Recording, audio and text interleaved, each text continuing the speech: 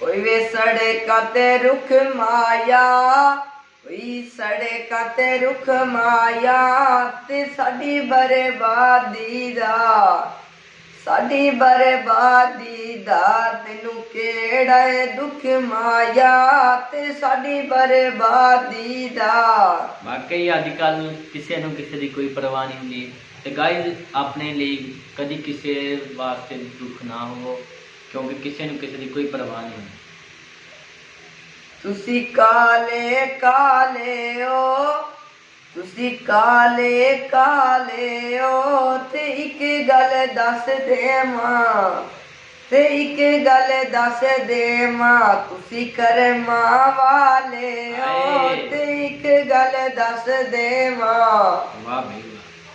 कोई वे पानी पीताई, कोई वे पानी पीताई ते सच दस चन डोला, ते सच दस चन डोला कदी याद भी कीताई ते सच दस चन डोला।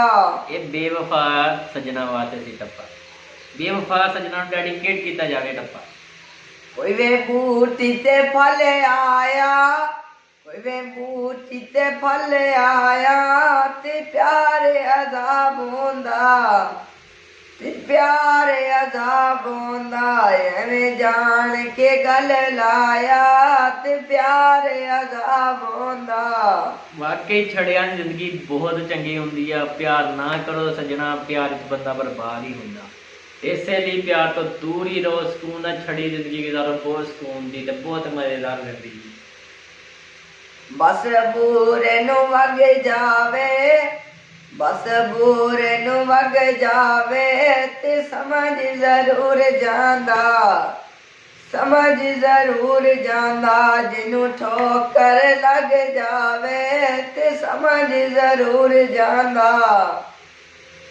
कोई वे सड़का ते लुक बावा, कोई वे सड़का ते लुक पावा ते चक्की होवा साबण दी, चक्की होवा साबण दी तेरे जिस्म ते मुक जावा ते चक्की होवा साबण दी। वाह भाई वाह, बहुत अच्छा है। गाइस अगर आपको हमारी वीडियो पसंद आई है तो प्लीज़ हमारे चैनल को सब्सक्राइब करें और बेल आइकन को दबा दें ताकि आने वाली हर वीडियो आप तक आसानी से पहुंच सके।